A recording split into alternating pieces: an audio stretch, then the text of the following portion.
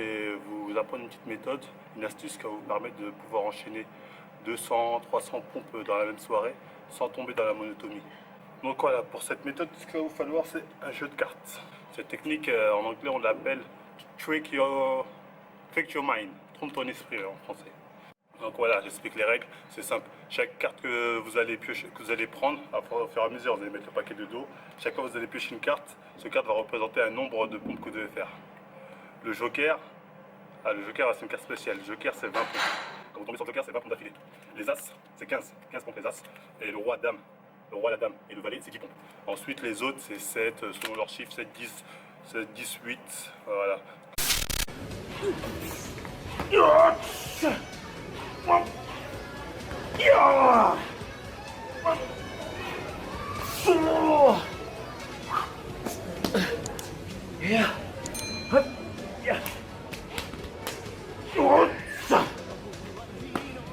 Ok.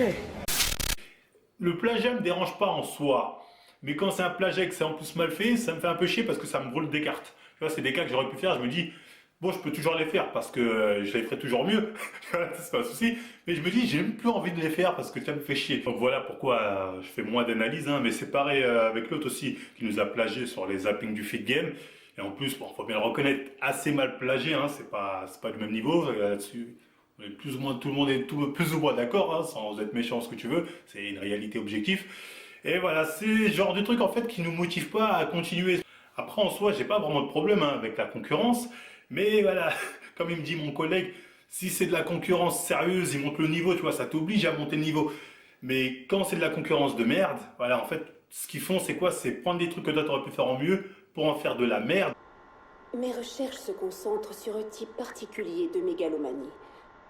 Je me spécialise dans l'étude des individus qui ont la conviction d'être des super-héros. Et au final, tu dis, c'est tellement de la merde que t'as même plus envie de l'utiliser et ça te brûle tes cartes. Oh, c'est ballot, hein, c'est ballot. Bah Jimmy, t'as vu mon nouveau short? Je pense qu'il va kiffer le mec. Ça me va bien? T'aimes? La couleur? Ouais, ça te va bien, mais... Quoi? La bosse. Quoi la bosse? T'as pas la bosse, quoi. C'est... Non mais il fait froid dans les vestiaires là, tu trouves pas? Puis moi elle est vachement... Enfin... C'est comme les téléphones. Tu sais les téléphones, ils sont plus petits, en même temps ils marchent mieux. Tu comprends ce que je veux dire? C'est la nouvelle technologie. De plus en plus petit et puis... En vrai, franchement, c'est pas la taille hein, qui compte, c'est comment on s'en sert. Hein. Attends, mais du coup, tu la mets où, toi, ta collation? Tu la mets où, toi, ta banane?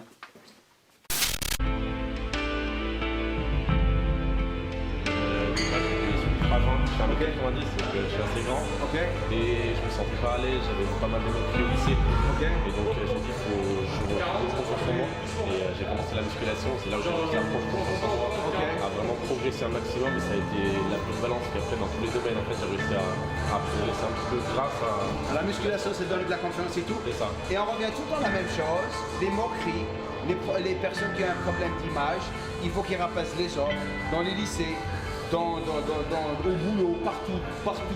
Les personnes qui ont un problème d'image, un complexe d'infériorité, qui essaient de rabaisser les gens pour se sentir mieux. Donc si vous êtes cette personne qui est en train de rabaisser les personnes, pensez à ça. Si vous êtes cette personne que d'autres personnes sont en train de se moquer mettez-vous ça dans la tête. Cette personne qui est en train de se moquer de vous, elle a un problème. Il faut avoir de la peine pour elle. Mais voilà, encore une fois pour dire, nous on a toujours dit qu'il faut pas se doper. Là, par exemple, il y a Sylvain, il y a Redouane et tout le monde est d'accord là-dessus. Si c'est votre choix, bah, je veux dire, chacun fait bien sûr ce qu'il veut, mais réfléchissez quand même sur du long terme. Ne pensez pas juste raccourci maintenant et de vous dire, voilà, j'ai 20, 25 ans, je vais être beau gosse, j'aurai plus d'abonnés sur Instagram. Ou là, on était au salon du fitness, je serai sur un podium, les gens viennent faire des photos avec moi. C'est bien. Et après? Tout ça c'est éphémère. Voilà, les followers, c'est quoi à la fin? C'est pas grand-chose, enfin, même si je vous kiffe et tout, mais c'est ce que je veux dire, c'est quoi là? Ne faites pas ça juste pour ça. C'est d'avoir un petit peu plus de recul. Bref, c'est ma vision des choses. Le problème que je vois actuellement, c'est que pour la grande majorité, vous tirez vos informations d'Internet. Vous tirez en fait vos informations des réseaux sociaux, pardon, pas d'Internet. Et les réseaux sociaux, ils sont là pour quoi? Ils sont là pour faire du social. Ils sont là pour déconnecter un peu le cerveau et s'amuser, se divertir. Et certaines personnes comme moi, éventuellement, on partage plus des données enrichissantes éventuellement. On essaye d'enrichir au final les connaissances de nos abonnés dans un domaine en particulier. Le problème que je vois là-dedans, et pour vous illustrer un peu tout ça, on va comparer en fait le fitness sur les réseaux sociaux à un vestiaire de fitness park. Le but dans les vestiaires, c'est d'éviter de croiser les gens tout nus et d'entendre des conneries. C'est ça au final les vestiaires de sport. Et c'est un peu la même chose sur les réseaux sociaux, sauf qu'on n'évite pas de voir les gens tout nus, mais on essaye d'éviter d'entendre des conneries. Donc vous pouvez voir en fait le fitness sur les réseaux sociaux comme un vestiaire de fitness park. J'ai fait l'erreur quand j'étais débutant de rester attentif au final à mon entourage, à ce que disait mon entourage dans les salles de sport, et j'ai eu du sang dans les oreilles. J'ai eu du sang dans les oreilles assez vite, et c'est la même chose sur les réseaux sociaux à vrai dire. Alors le handicap pour Ibra TV sur cet obstacle, c'est son poids. Il pèse quand même 96 kilos. À bout de bras, ça peut être épuisant à la longue. Attention, il reste 2 minutes pour effectuer la fin du parcours. 2 minutes. Entre les deux balances, il y a 2,30 m. Vous voyez, donc il faut suffisamment se balancer et avoir la puissance nécessaire pour s'attraper. Oui. Oui. Attention. Allez, oui, oui. Aïe. Ah là, même Ibra TV n'y parvient pas alors qu'il nous avait épaté jusqu'à présent lors des qualifications de la demi-finale. Bravo Ibra. J'ai pas fini le parcours, il fallait que je fasse le régime, il faut que je perde un peu de poids. Donc voilà. Comme un jeu, comme un accord, câline-moi encore, feeling sur mon corps, câline-moi encore, la nuit, Les gens, le rendu, il prend trop de temps là, on a 30%, donc le zap, je sais pas à quelle heure il va être disponible. Bon, la vidéo c'est bon, elle sortira pas ce soir, ça me casse les couilles là, droit d'auteur de mes couilles, sa mère, on peut plus rien mettre sur YouTube maintenant. Casse les couilles, je dois tout retaper là. Tête de WAM, je pète les plombs avec les zappings. Oh là là, obligé de tout replacer, je sais pas quoi. Et en plus, ça fait même pas de vues. C'est ça qui casse les couilles. Au final, tu dis putain, tu fais une vidéo analyse, ça fait beaucoup plus de vues. Alors selon moi, le meilleur endroit pour garder ta shape, pour te transformer ou perdre du ventre, c'est d'aller manger dans un buffet à volonté, et je vais t'expliquer pourquoi. Tu vas me dire, mais t'es fou toi! On veut perdre du ventre et tu me dis va manger dans un resto à volonté avec des quantités interminables. Eh ben ouais, parce que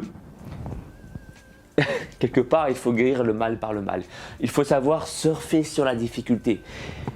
On ne t'oblige pas à manger une quantité interminable. C'est toi qui gères ça. En étant confronté à une difficulté, eh bien, tu vas t'auto-tester, t'auto-challenger. Et c'est ça qui est bien. Il y avait donc des périodes de compétition et des périodes de non-compétition. Quand on était en période hors compétition, il fallait créer de la masse musculaire pour la prochaine compétition. Or, sans nourriture, sans nutriments, ça ne marchera pas. En dehors des compétitions, on mangeait, on appelait ça le bulk. Et on prenait du volume, et puis arrivant en période de compétition, on faisait des régimes qui pouvaient durer 8 semaines, 12 semaines, peut-être même 6 mois. Ce qui est arrivé, c'est que les petits jeunes d'aujourd'hui, qui ne connaissent pas ce passé du bodybuilding, voient des gars, des athlètes secs toute l'année, baraqués, mais ils doivent comprendre que ces gens, pour la plupart, ils sont sous hormones de croissance, insuline, IGF-1, et toutes ces choses qui permettent d'avoir un corps, un physique sec toute l'année, même en continuant à prendre du volume. Voilà.